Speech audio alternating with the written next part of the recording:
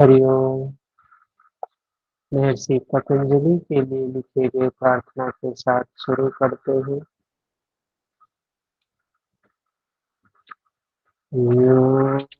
योगेन चित्तस्य पदेन वाचा मलं शरीरस्य च वैद्यकेन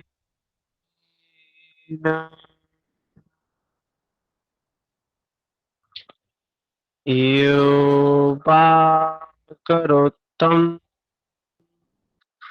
प्रवरं मुनीना पतञ्जलिं प्राञ्जलि दानतोऽस्मि।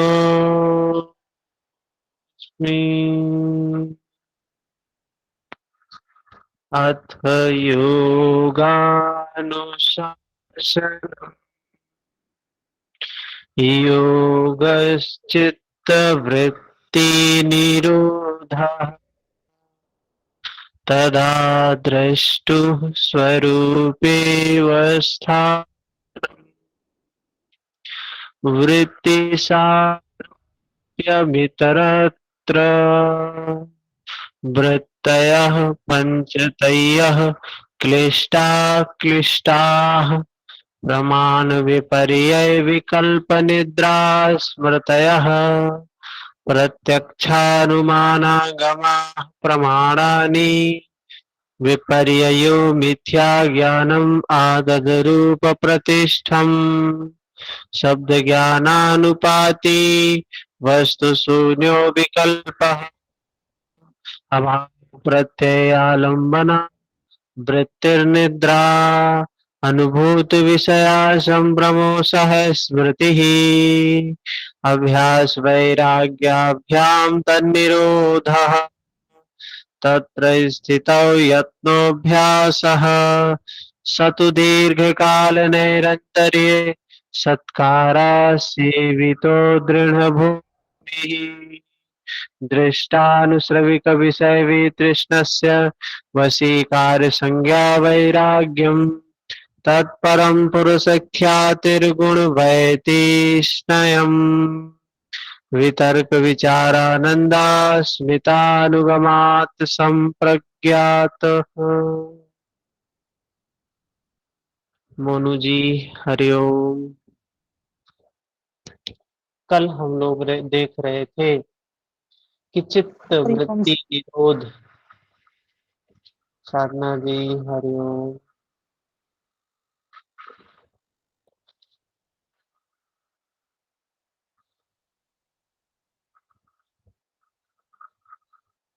शिखा जी हरिओम। कल हम सभी देख रहे थे कि चित्त की वृत्तियों का निरोध कैसे होगा। अनूप जी नमस्कार। वृत्तियां 5 बताई गई, प्रमाण, विपर्यय, विकल्प, निद्रा, स्मृति। प्रमाण है जो सत्य ज्ञान है, विपर्यय है जो विपरीत ज्ञान है, विकल्प है जो शब्द जनित ज्ञान है, निद्रा है जो अभाव का ज्ञान है। यह सारे ज्ञान जिस पटल पर उभरते हैं, जिस पटल पर प्रकट होते हैं, दिखाई देते हैं, उसको कहा स्मृति। स्मृति वृत्ति, उसको भी एक वृत्ति बता दिया। यह 5 वृत्तियां हमको समाप्त करना है। प्रश्न उठता है कैसे ये वृत्तियां समाप्त होंगी, कैसे समाप्त होंगी? तो आगे महर्षि पतंजलि बताते हैं 12 नंबर सूत्र में कैसे। अभ्यास वैराग्याभ्याम तन्निरोधः। अभ्यास और वैराग्य से वृत्तियों का निरोध होगा। यह 2 ही उपाय है वृत्तियों का निरोध करने का। चाहे हम भगवत गीता में देखें, चाहे योग सूत्र में देखें, चाहे अन्य किसी धर्म ग्रंथ में देखें या किसी संत महापुरुष की वाणी में देखें, तो सभी एक ही बात कहते हैं, इस वृत्ति को नष्ट करने की बात कहते हैं। विद्या जी हरिओम। और यह वृत्ति कैसे नष्ट होगी? भगवान कृष्ण ने भी अभ्यास और वैराग्य ही मार्ग बताया है। दीपाली जी हरिओम। तो वृत्ति निरोध कैसे होगा? उपाय बताया, अभ्यास और वैराग्य से होगा। बात आती है ये अभ्यास क्या है, वैराग्य क्या है? तो अभ्यास के लिए सूत्र बताते हैं। 13 नंबर सूत्र अभ्यास क्या है इसके बारे में बताता है। सबके पास सूत्र भी होंगे। क्या कहता है? तत्र स्थितौ यत्नोऽभ्यासः, मतलब वृत्ति का निरोध करने के लिए, तत्र स्थितौ, उस स्थिति को प्राप्त करने के लिए, यत्नो, जो कुछ यत्न किया जाए, जो कुछ प्रयत्न किया जाए वह अभ्यास है। और जो कुछ भी करना हो, जो कुछ भी करने के लिए कहा गया हो, वो कैसे करना है? कौन बताएगा ये? महर्षि पतंजलि ही बताएंगे। 14 नंबर सूत्र में बताते हैं कैसे कर।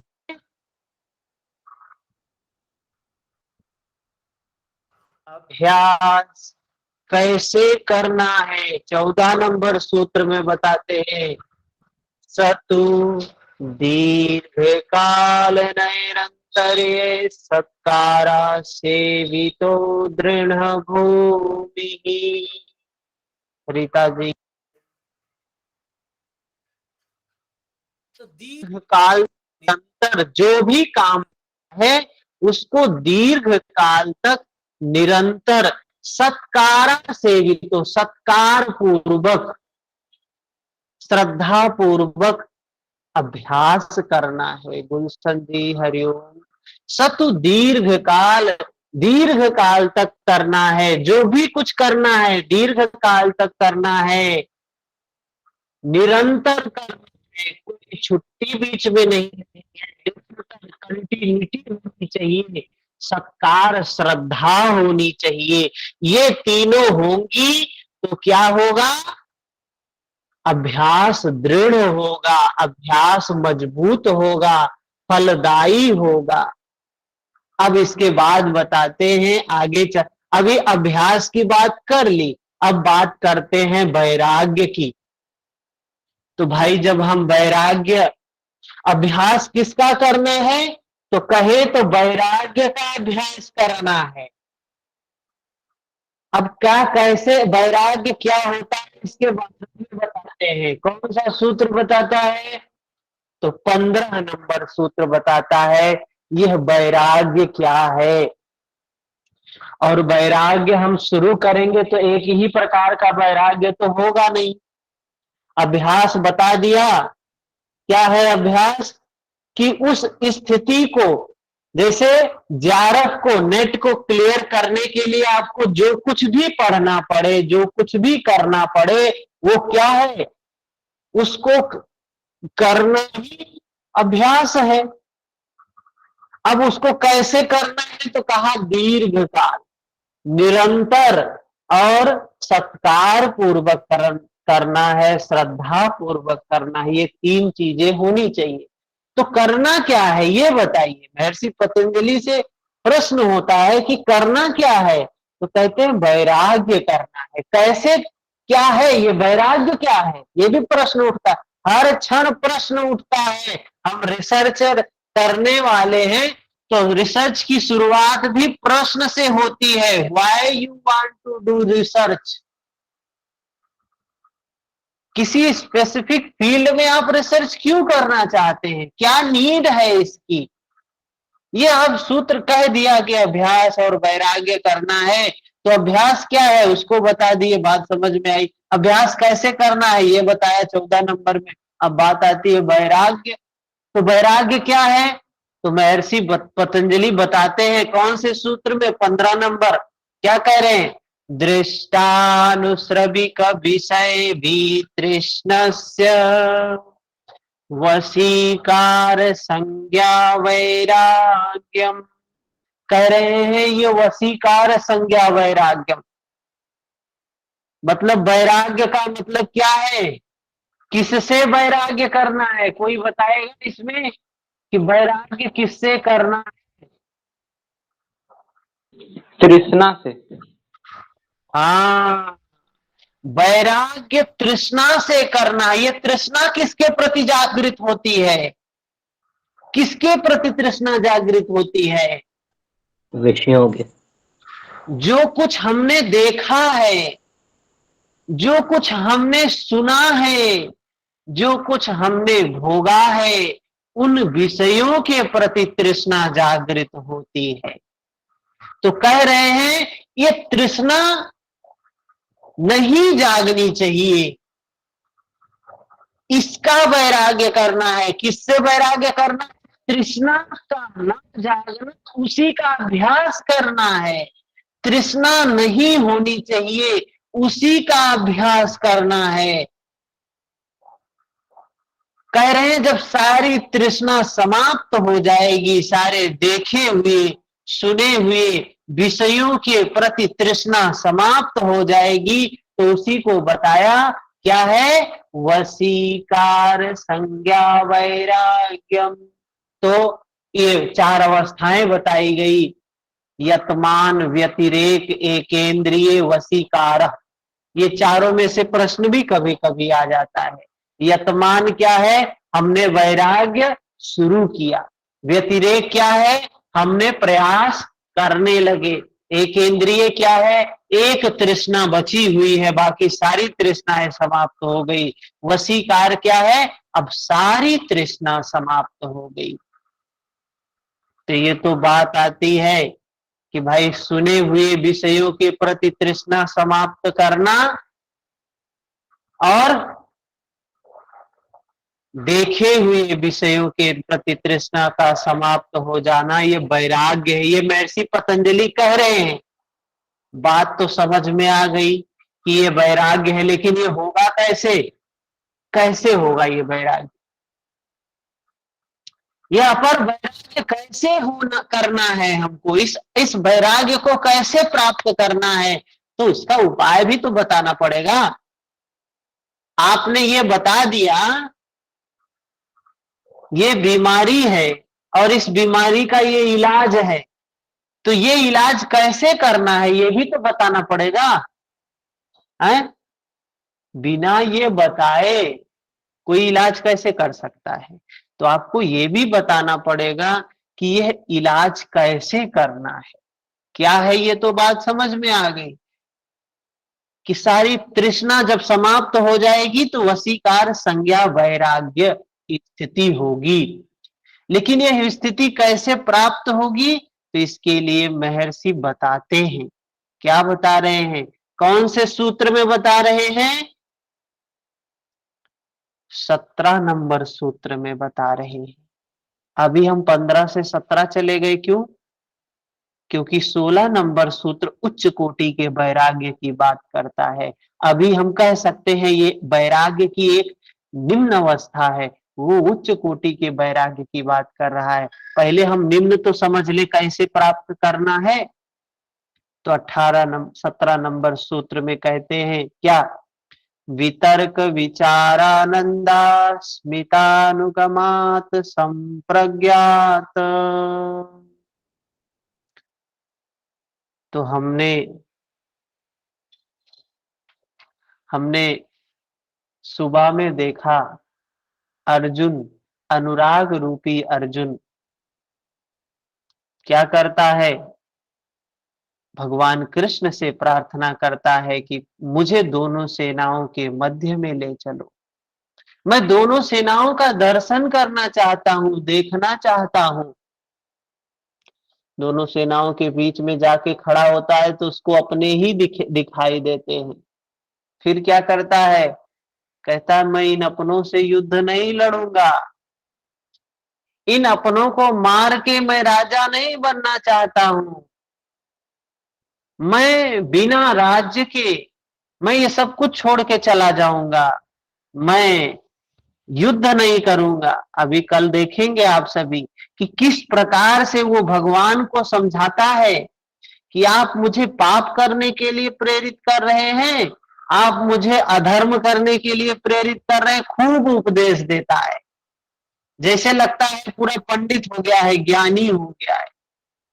तो सोचिए, जब भी हम साधना में आगे बढ़ते हैं, जब भी हम वैराग्य करते हैं, जब भी हम तृष्णा को समाप्त करने के लिए आगे खड़े होते हैं, तो ऐसे ही अर्जुन के समान, अर्जुन को भी शुरू में वितर्क आया, खूब परेशान किया वितर्क।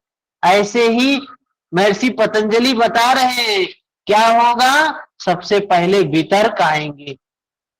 तो इन वितर्कों को कैसे समाप्त करेंगे, तो उपाय दिया है महर्षि पतंजलि ने। संप्रज्ञात, संप्रज्ञात, सम्यक प्रकार से सिर्फ जान। क्या जान, कि साक्षी भाव से ये जान कि हमारे मन में, हमारे चित्त में ये विकार है। कल देखेंगे भगवान कृष्ण कहते हैं मनुष्य का यही धर्म है। अभी मैं देख रहा था, इसके बाद वाले श्लोक में भगवान कृष्ण यही कहते हैं। क्या कहते हैं 33 नंबर श्लोक में, ततः स्वाधर्म कीर्तिम च। स्वाधर्म क्या है, आगे जो बताया है कि हमको स्वधर्म की रक्षा करना चाहिए। स्वधर्म निधनम श्रेया पर धर्मो भयावह। ये स्वधर्म क्या है, ये कल देखेंगे। किसी का माइक, पुष्पेंद्र जी का है ज्ञान। तो स्वधर्म क्या है, मनुष्य का धर्म क्या है, मनुष्य का धर्म है कि अपने प्रज्ञा को जगाकर अपने विकारों से मुक्त होना, ये मनुष्य का धर्म है। मनुष्य के अलावा कोई जीव जंतु पशु पक्षी यह काम कर ही नहीं सकता है। इसीलिए भगवान कृष्ण कह रहे हैं स्वधर्म निधनम श्रेया, अपने धर्म को तू जगाया ही नहीं, पर धर्म, पशु के जीवन, पशुओं के समान जीवन को व्यतीत कर लिया। ये तो बहुत ही क्या है, हीन है। अर्जुन को समझाएंगे ये बात, कल देखेंगे आप। तो ये संप्रज्ञात क्या है, जिसने अपनी प्रज्ञा को जागृत नहीं किया, मनुष्य शरीर पाना उसके लिए व्यर्थ हो गया। मानव का धर्म है कि अपने अंतर प्रज्ञा को जगाए, उसको जगाकर क्या करना है, दर्शन करना है। ये दर्शन हम पढ़ते हैं, सद दर्शन, हम पढ़ते हैं योग दर्शन। तो ये दर्शन क्या है, दर्शन है जो कुछ भी है उनको देखने की बात कहते हैं। वितर्क है तो वितर्क को देखे, विचार है विचार को देखे, आनंद की स्थिति है आनंद की स्थिति को देखे, अंत में आएगी अस्मिता की स्थिति, उसको भी देखे। वितर्क विचार अस्मिता, जब सबको देखते जाएंगे, वितर्क आया है तो द्वेष नहीं होना चाहिए, राग नहीं होना चाहिए। विचार आया है तो द्वेष नहीं होना चाहिए, राग नहीं होना चाहिए।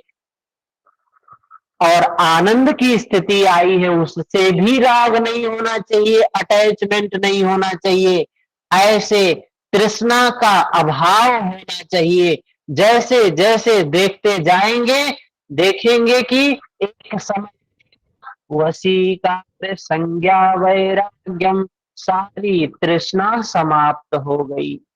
न विकार है वितर्क, न विचार है, न आनंद की अवस्था है, और उससे आनंद से भी परे अवस्था अस्मिता की अवस्था आ गई। अस्मिता की अवस्था क्या है, जिसमें मैं और मेरे का भान होता है। तो यह बताया महर्षि पतंजलि ने कि संप्रज्ञात सम्यक प्रकार से जब हम जानेंगे तो हमारी तृष्णा धीरे धीरे समाप्त होती जाएगी, सारे बंधन खुलते चले जाएंगे, वृत्तियों का निरोध हो जाएगा। ये वैराग्य क्या है? ये वृत्ति के निरोध करने का मार्ग है। अभ्यास किसका करना है? इसी वैराग्य का, तृष्णा के अभाव का ही अभ्यास करना है। यही योग है। यही क्या है? योग है। तृष्णा नहीं होनी चाहिए। भगवान कृष्ण यही बात कहते हैं, आगे देखेंगे। फिर इसके बाद बात आती है निम्न अवस्था का, प्रारंभिक अवस्था का वैराग्य समझ में आया? किसी का प्रश्न है?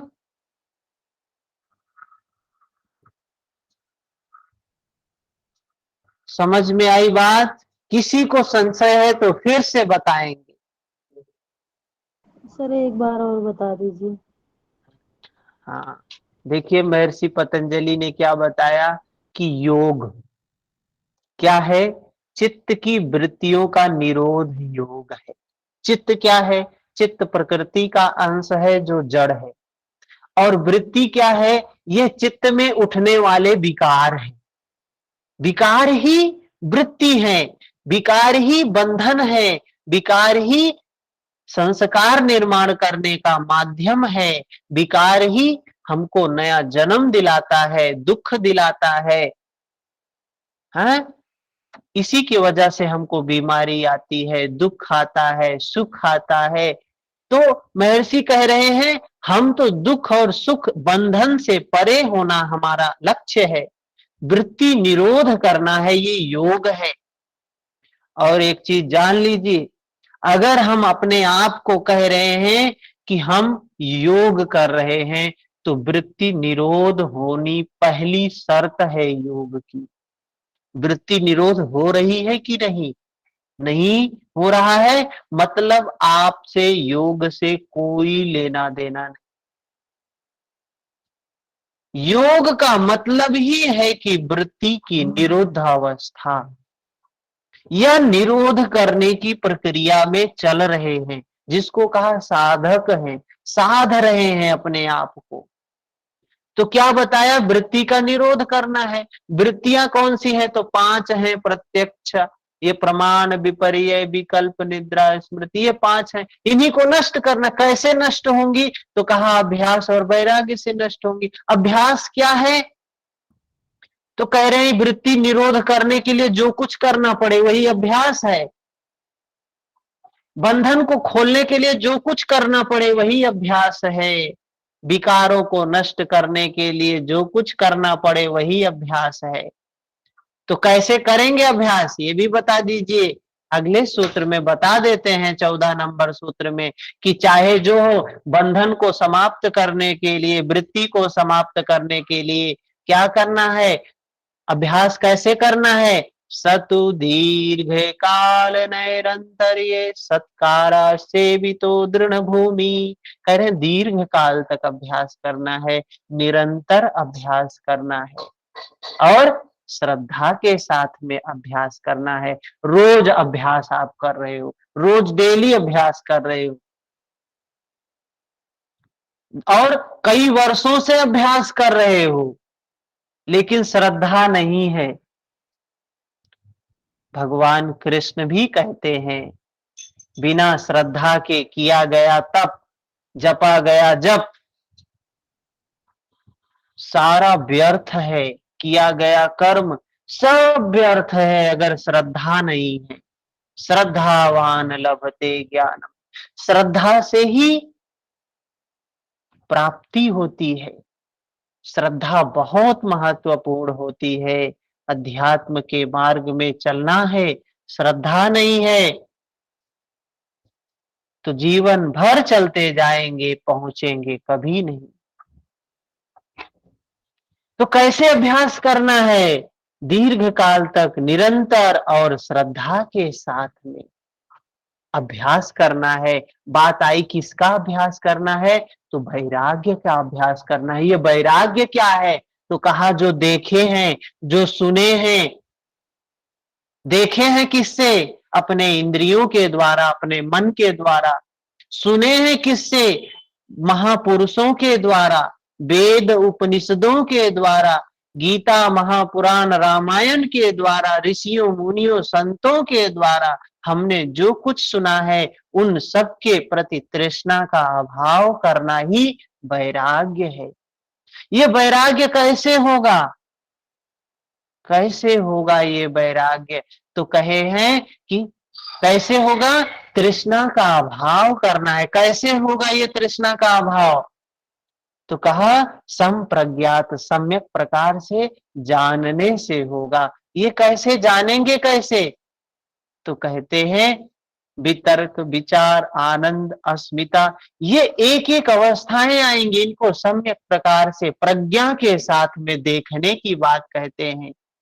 यही बताया, ये वैराग्य की अवस्था है। जब इस अवस्था को प्राप्त कर लेंगे तो क्या होगा? इससे उच्च अवस्था प्राप्त होगी। जब हम हाई स्कूल में पास किए तो इंटर में गए, इंटर को पास किए, ग्रेजुएशन में गए, पीजी में गए, पीएचडी के लिए जा रहे हैं। तो ये एक स्टेप बाय स्टेप होता है ना। हाँ, जो कुछ भी होता है स्टेप बाय स्टेप होता है, सीढ़ियों बनी हुई है उसके लिए। समझ में आया? जी सर। अभी भी किसी का प्रश्न? चले आगे। अब एक वैराग्य की बात की तो फिर अब उससे उच्च कोटि की वैराग्य की बात करते हैं। कौन से सूत्र में? 16 नंबर सूत्र में।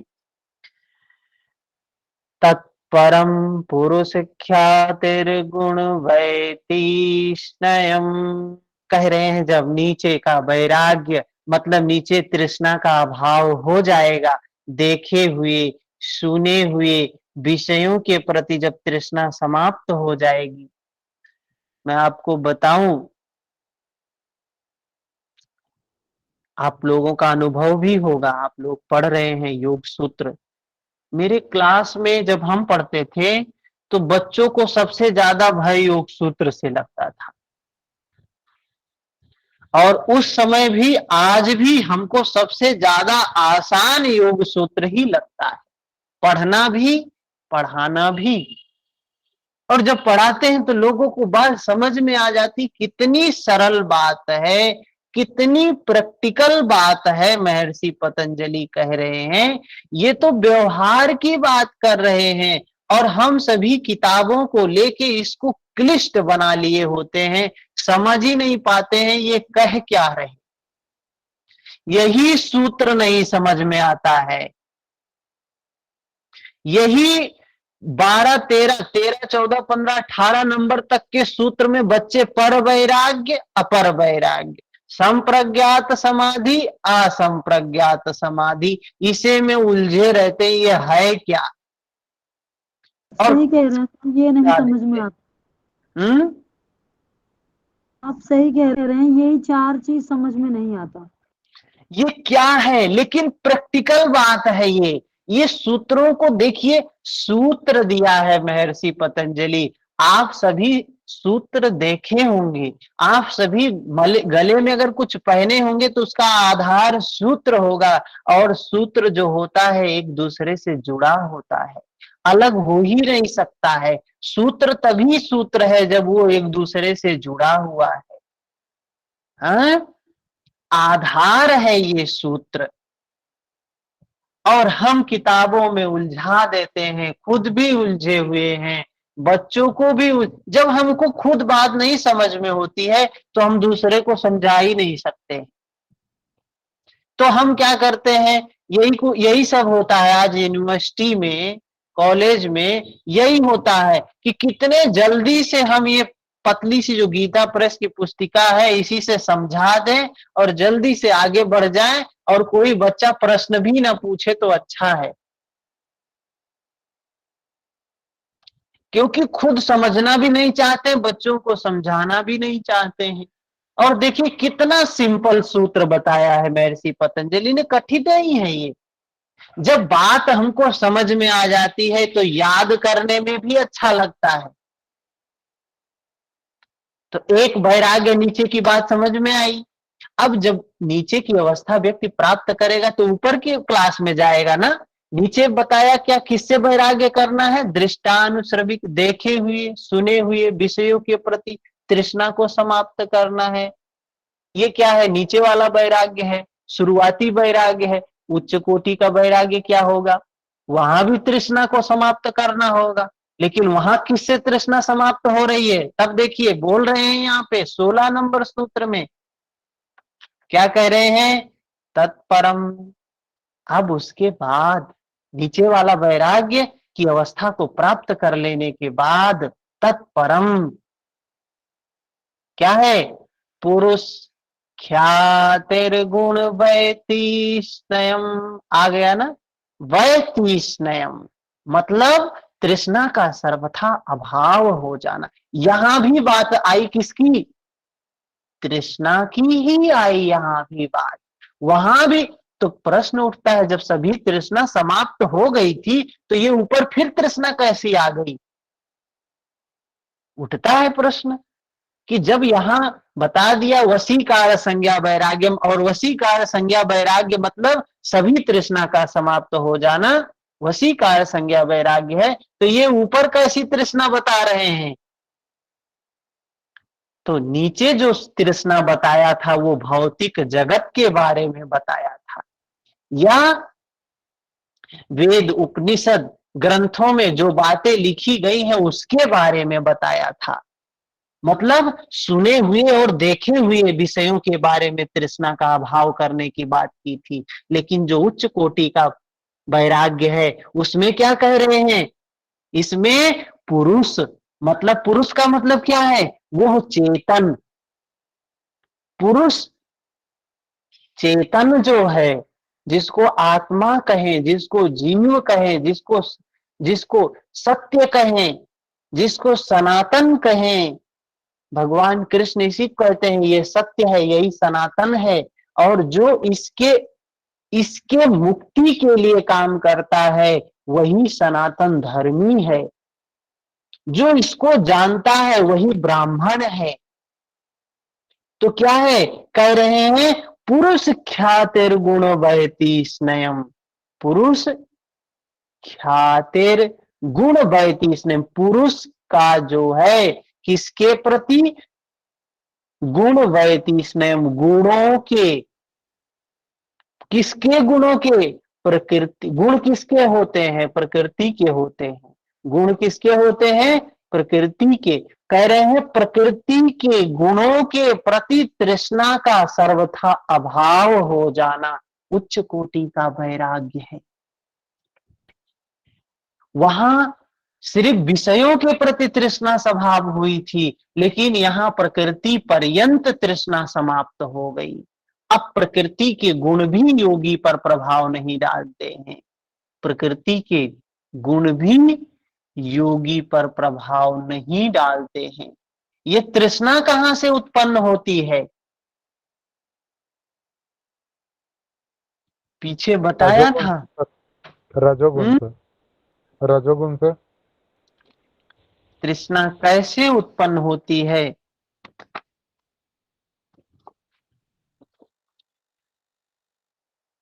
अविद्या के कारण। अविद्या के कारण। आए, विद्या नहीं है, ज्ञान नहीं है, तो तृष्णा उत्पन्न होती है। और ये तृष्णा समाप्त हो गई और उच्च कोटि गुणों, प्रकृति पर्यंत तृष्णा समाप्त हो गई। मतलब सत्व रज तम ये तीनों गुण भी प्रभाव नहीं डालते हैं। तो कहा ये पर वैराग्य है, उच्च कोटि का वैराग्य है। तो कैसे ये प्राप्त होगा? ये भी बात होती है, ये अवस्था कैसे आएगी? उच्च कोटि की वैराग्य की स्थिति कैसे सिद्ध होगी? उसके लिए भी बताएंगे। तो 18 नंबर सूत्र में बताते हैं, क्या कह रहे हैं? विराम प्रत्ययाभ्यास पूर्व संस्कार से शून्य। ये अभ्यास और वैराग्य हमको क्यों बता रहे हैं? क्यों बता रहे हैं? क्योंकि हमें वृत्तियों का निरोध करना है। ये वृत्तियां क्या करती हैं? संस्कार का निर्माण करती हैं। जैसे कुम्हार घट का निर्माण मिट्टी से करता है, ऐसे वृत्तियां चित्त से संस्कार का निर्माण करती हैं, और ये संस्कार ही है हमें जन्म दिलाता है, नया भव बनाता है, दुख लाभ हानि यश अपयश की प्राप्ति करवाता है। तो कह रहे हैं अब यह उच्च कोटि की जो अवस्था है वैराग्य का, इसमें क्या होगा? विराम लग जाएगा। किसमें विराम लग जाएगा? अभ्यास। क्या है? विराम प्रत्यय का अभ्यास। अब ये जो अभ्यास का क्रम चल रहा था ना, जब हम अभ्यास करते हैं, अभ्यास करते करते करते करते एक समय ऐसा आता है अभ्यास छूट जाता है, स्वतः होने लगता है। उदाहरण होता है, उदाहरण एक लेते हैं तो बात ज्यादा समझ में आ जाएगी। कि जब कोई व्यक्ति नया नया गाड़ी चलाना सीखता है, या साइकिल चलाना आप लोग सीखे होंगे बचपन में, हम सभी सीखे हैं, गाड़ी भी चलाना सीखे हैं। तो जब चलाना सीखते हैं तो कितना सजग होते हैं, कितना अवेयर होते हैं। और अभ्यास करते हैं, सजग होते हैं, कहीं गलती ना हो जाए। वो सजगता होती है, वो अभ्यास होता है। लेकिन आज क्या स्थिति है? क्या आज भी हम अभ्यास करते हैं? अब तो जीवन में उतर गया है, हैं? अब तो ये पता भी नहीं होता गाड़ी चला रहे हैं, जैसे साइकिल चला रहे हैं, जैसे पैदल चल रहे हैं। मतलब लगता है कि अब वो तो एक अभिन्न अंग हो गया है। अब अभ्यास नहीं रह गया है, अब वो व्यवहार में हो गया है। अब अभ्यास नहीं है, अब अभ्यास में क्या हो गया है? विराम लग गया है। अब तो वो जीवन में हो गया है। अब जब गाड़ी से घर से निकलते हैं तो कोई ये नहीं कहता है कि आराम से जाना, सजग होके जाना। लेकिन जब चलाना शुरू किए थे तो पीछे व्यक्ति बैठता था और कहता था कि ध्यान से सजग रहो। तो वो गुरु वही काम करता है। एक अवस्था ऐसी आती है कि वो छूट जाता है, विराम लग गया अभ्यास पर, अब विराम लग गया। अब वो अवस्था सजग सहज हो जाती है, चित्त का स्वाभाविक स्वरूप जो है उसमें स्थिति प्राप्त हो जाती है। चित्त की जो स्वरूप की अवस्था है, क्या है? स्थिरता। उसमें सिर्फ संस्कार से शून्य, सिर्फ संस्कार मात्र ही शेष रह जाते हैं। वह अन्य सिर्फ एक संस्कार बचा रह जाता है, वो भी निरुद्ध होगा आगे जाकर। शेषोन्य, बस एकमात्र संस्कार की स्थिति बची रहती है।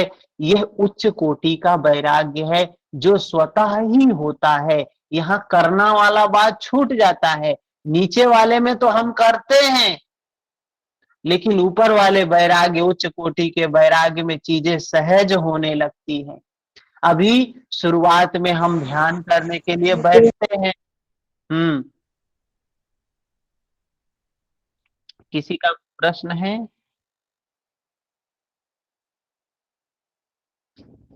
अभी इस समय क्या होता है? शुरुआती क्षण में हम ध्यान करने बैठते हैं, हम तृष्णा का अभाव करने के लिए प्रयत्न करते हैं। बैठ के 1 घंटा सुबह 1 घंटा शाम उसकी प्रैक्टिस करते हैं कि ये तृष्णा ना जागे, कम से कम 1 घंटे ना जागे, या 1 घंटे बैठेंगे तो 2-4 मिनट नहीं जागेगी। धीरे धीरे 10 मिनट, 15 मिनट, 20 मिनट, आधा घंटा, 1 घंटा, एक समय आएगा 1 घंटा बैठेंगे, 1 घंटा हम तृष्णा के अभाव में रहेंगे, हैं?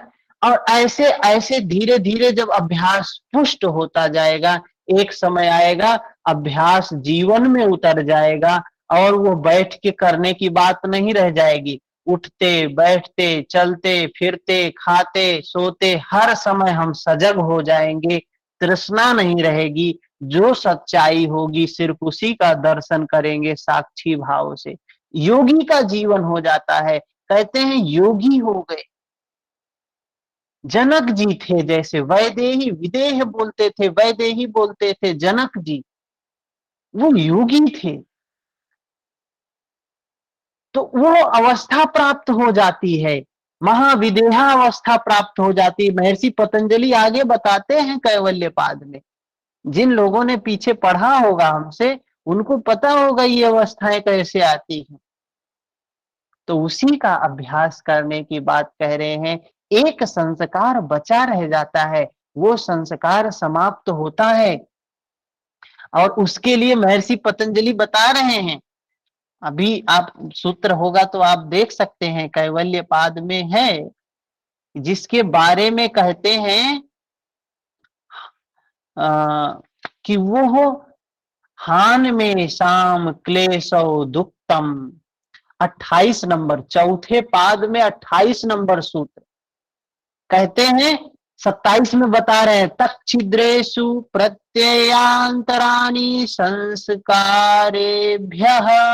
वो एक संस्कार सिर्फ बचा रहता है, और उस संस्कार को बता रहे हैं। फिर आगे कह रहे हैं 28 नंबर में, हान में शाम क्लेशो दुक्तम, क्लेशों की भांति खतरनाक है ये, सजग रहना चाहिए योगी को क्लेशों की भांति। तो इस अभ्यास वैराग्य से यहां तक आदमी पहुंच जाता है, और वो उसके बाद वो भी समाप्त होता है।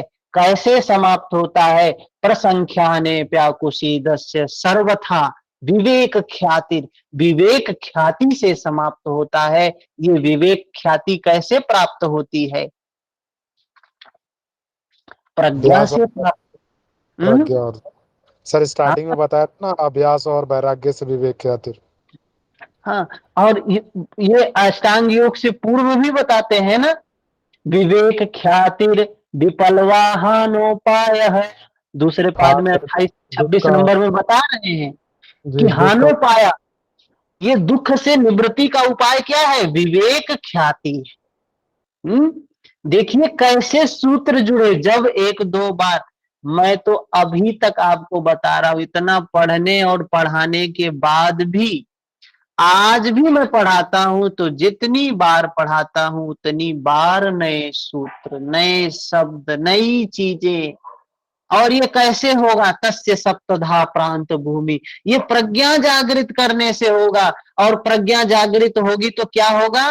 ये कैसे होगा? योग के अंगों के अनुष्ठान से होगा, अशुद्धि का क्षय होगा, ज्ञान दीप्तिर अविवेक ख्याति, आ गया ना विवेक। तो वो जो एक संस्कार बचा रह रहा है वो कैसे समाप्त होगा? विवेक ख्याति से समाप्त होगा। विवेक ख्याति कैसे आएगी? योग के अंगों के अनुष्ठान से आएगी। बात समझ में आई? कंफ्यूजन है किसी को?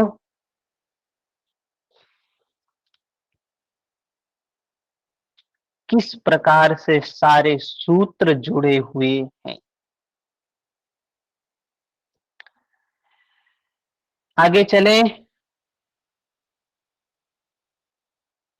इसके बाद बात आती है 19 नंबर सूत्र की। अब जब देखिए, इससे आगे की ही बात करेंगे। अब ऐसी अवस्था प्राप्त हो गई है कि सिर्फ एक संस्कार बचा है, मतलब सारी वृत्तियों का निरोध हो गया है, सिर्फ एक वृत्ति बची हुई है। सारी गांठें खुल गई हैं, सिर्फ एक गांठ बची हुई है। सारे संस्कार समाप्त हो गए हैं, सिर्फ एक संस्कार बचा हुआ है। ऐसी स्थिति में कह रहे हैं क्या होगा? भव प्रत्ययो विदेह प्रकृति लयाना। भव प्रत्यय, ऐसी अवस्था में विदेह और प्रकृति लय, कह रहे हैं ऐसी अवस्था में योगी को जन्म लेना ही पड़ेगा। मतलब इस अवस्था में जो योगी पहुंच गया, जो मनुष्य पहुंच गया, जो साधक पहुंच गया, उसको फिर से मनुष्य का शरीर मिलना ही मिलना, भाव प्रत्यय हो गया है। अब वो विदेह हो गया है, प्रकृति लय तक की योग्यता उसके अंदर में आ गई है। अब उस अवस्था को प्राप्त जो योगी है, उसको मुक्ति मिलनी ही मिलनी है।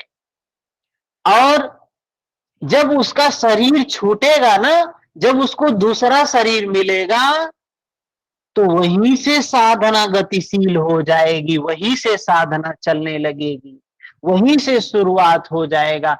पीछे कुछ करने की जरूरत नहीं होगी उसको, उसको अभ्यास करने की जरूरत नहीं होगी, उसको वैराग्य करने की जरूरत नहीं होगी। बहुत से योगी ऐसे होते हैं, सिर्फ जन्म लेते हैं और मुक्त हो जाते हैं।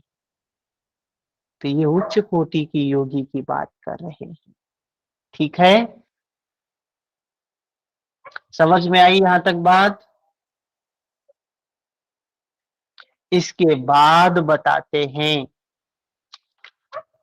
क्या है। इसके बाद कहते हैं ये अभ्यास और वैराग्य के लिए, अभ्यास करना है ना, वैराग्य करना है ना, तो ये 5 मित्र हैं। अगर ये 5 मित्र आपके साथ में हैं तो अभ्यास और वैराग्य होगा।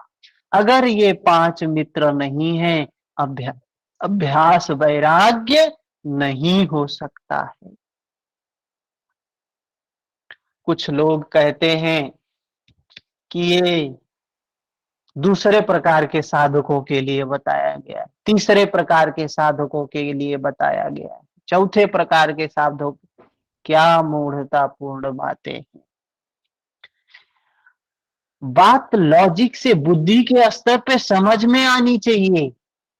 इतनी कठिन बात नहीं बता रहे हैं कि 3-4 प्रकार से बताना पड़ेगा। यहां कह रहे हैं कि जो भी अभ्यास करेगा, उसके अंदर में अगर श्रद्धा नहीं होगी, श्रद्धा पांव की, पांव होते हैं, ये साधक के पांव होते हैं। श्रद्धा नहीं है तो चल ही नहीं पाएगा। बिना श्रद्धा के अध्यात्म के मार्ग में चलना दुर्लभ है। और इसके बाद बताया वीर्य। वीर्य का मतलब क्या है? पुरुषार्थ, मेहनत, ताप। अगर पुरुषार्थ नहीं करेगा, मेहनती नहीं होगा, भाई ध्यान करने के लिए बैठना है। अर्जुन, अर्जुन देखिए कैसे विचलित हो गया, बैठ गया। एक पुरुषार्थी व्यक्ति ही, वीरवान व्यक्ति ही खड़ा होगा फिर से। अर्जुन को भगवान कृष्ण नपुंसक तक कह देते हैं, देखेंगे गीता में। क्या तू कर रहा है? मतलब पुरुषार्थी बन, पुरुषार्थ कर। तो ये जिसके अंदर में ये क्षमता नहीं होगी परिश्रम करने की, वृत्तियों का निरोध करना है ना, विकारों को नष्ट करना है ना, कितना वीरवान का काम है। जो अपने विकारों को नष्ट कर दे, वही महावीर है, वही सच्चा वीर है। और यह काम कोई वीरवान व्यक्ति ही कर सकता है। कोई ऐसे उल जलूल व्यक्ति नहीं कर सकता है इस काम को। जिसके अंदर पुरुषार्थ करने की क्षमता होगी, वही यह काम कर सकता है। उसी को कहा गया है महावीर।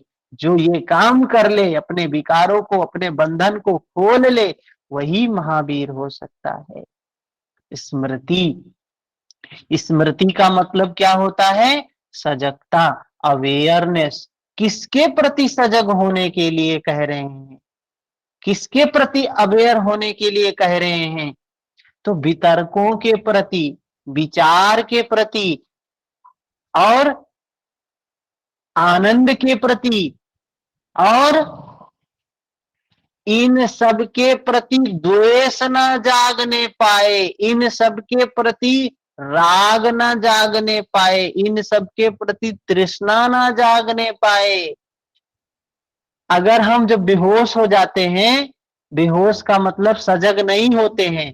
कहते हैं कहीं कहीं गाड़ियों पे लिखा होता है क्या, सजग, क्या वो उसमें लिखा होता है, सजगता हटी दुर्घटना घटी, ऐसे कुछ लिखा होता है, हैं? सजग रहना चाहिए। अब सावधानी हटी, सावधानी हम्म हटी। सावधानी हटी दुर्घटना घटी। तो सावधान नहीं है मतलब सजग नहीं है, तो बैठे हैं ध्यान करने और द्वेष ही पैदा कर रहे हैं। अरे कितनी पीड़ा हो रही है, कितनी गर्मी लग रही है, कितना वो हो रहा है। मैं आपको बताऊं, चलिए ये बातें नहीं करनी चाहिए इन विषयों पर। तो जब हम साधना में बैठते हैं तो वितर्क आते हैं, तो उस समय द्वेष न जागने पाए, सजग होना चाहिए। आनंद भी आता है, ध्यान में बैठे होते बढ़िया आनंद आता है, वो आनंद के प्रति भी सजगता होनी चाहिए, तृष्णा नहीं जागनी चाहिए। जब सजग होंगे, श्रद्धा साथी है, वीर्य साथी है, सजगता स्मृति साथी है। इसके बाद बताया समाधि की अवस्था। समाधि क्या है? एकाग्रता है। उस सजगता की एकाग्रता होनी चाहिए, अवेयरनेस कंटिन्यू होना चाहिए, समाधि की अवस्था है। और इस सब के साथ में प्रज्ञा होनी चाहिए। प्रज्ञा क्या है? प्रत्यक्ष ज्ञान है, अनुभूति वाला ज्ञान है। सजगता के साथ हम जान रहे हैं क्या हो रहा है। अरे वितर्क है, जान रहे हैं, प्रज्ञा से जान रहे हैं। अरे विचार ऐसे विचार हैं, उसको भी जान रहे हैं। अरे आनंद की स्थिति है, उसको भी जान रहे हैं। तृष्णा नहीं है, राग नहीं है, द्वेष नहीं है, क्या है? समता है, स्मृति है। पुरुषार्थ के साथ में जान रहे हैं, श्रद्धा के साथ में जान रहे हैं, प्रज्ञा है, होश है। ये सब के साथ में अभ्यास और वैराग्य करने की बात कह रहे हैं महर्षि पतंजलि। बात समझ में आई?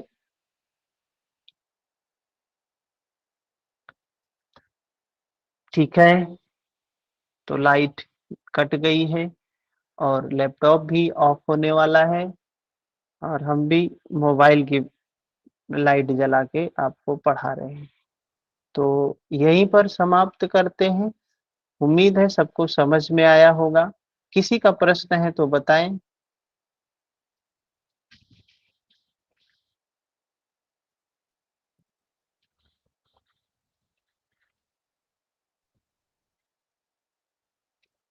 सर हाँ गुलशन जी।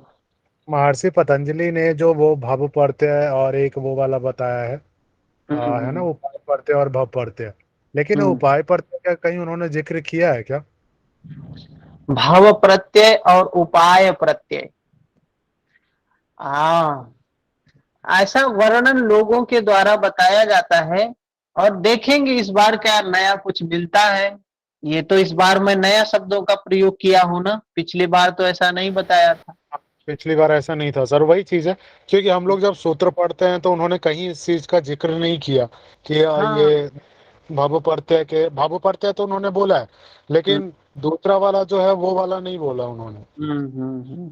ये व्याख्याकारों की देन है, टीकाकारों की देन है, विद्वानों की देन है महर्षि। लेकिन अगर वर्ड टू वर्ड बात करें महर्षि पतंजलि की तो नहीं कहा। यही चीज सर, क्योंकि उन्होंने सिर्फ भाव प्रत्यय का जिक्र किया है, पर तो इस बार दूसरा। बात समझ में आई ना कि ये सिर्फ भाव प्रत्यय ही क्यों बोला है? हाँ सर, वो चीजें क्योंकि तो बिल्कुल उच्च क्लियर हुए कोटि थे। के वैराग्य के प्राप्ति के बाद की अवस्था का वर्णन किया है ना। और वही चीज, और एक चीज तो यह है कि जब उन्होंने भाव प्रत्यय का वर्णन कर दिया तो फिर वो उपाय प्रत्यय नीचे क्यों आएंगे? नहीं आएगा, स्वाभाविक ही नहीं भाई, हर कदम हम ऊपर जा रहे हैं ना, नीचे क्यों आएगा फिर कोई? तो फिर समाधि की बात है, और समाधि में फिर दूसरा वाला कैसे हो जाएगा? वही बात है, यही कैसे हो? है बुद्धि के स्तर पर समझने वाली बात है। सिर्फ हम समझते नहीं हैं और या समझाने वाला नहीं होता है। धीरे धीरे जब हम कंटिन्यू इस पे लगे होते हैं, अभ्यास करते हैं, तो बात समझ में आ जाती है सच्चाई क्या है। वही चीज है सर, बार बार चीजों को पढ़ेंगे तो वो चीजें तो आ ही जाती है हाँ, थोड़ी सी। एक बार में स्पष्ट नहीं होता है। एक बार में हम सोचे कि विद्वान हो जाएं, एक बार में हम योग सूत्र के सारे कॉन्सेप्ट को समझ लें, तो ये आसान बात नहीं है। बिल्कुल योग सर। सूत्र समंदर है। पर सर है भी बेटर, क्योंकि एक से दूसरा जुड़ा हुआ है तो समझने का अलग ही अपना एक। रिया जी, किसी बुक से मैं नहीं पढ़ाता हूं, ये खुद का है हमारा। आपको अगर समझ में आता है बुद्धि के स्तर पे तो स्वीकार करिए, नहीं समझ में आता है तो किसी किताब को अडॉप्ट कर सकती हैं। लेकिन ये प्रैक्टिकल बात कर रहे हैं, महर्षि पतंजलि भी प्रैक्टिकल बात कर रहे हैं, हम भी प्रैक्टिकल ही बात समझाने का प्रयास कर रहे हैं। इस तरीके से कहीं है भी नहीं सर, बिल्कुल नहीं। बेसिक बेसिक चीजें लिख दी है उन्होंने। हम्म, ठीक है, हरिओम, शुभ रात्रि।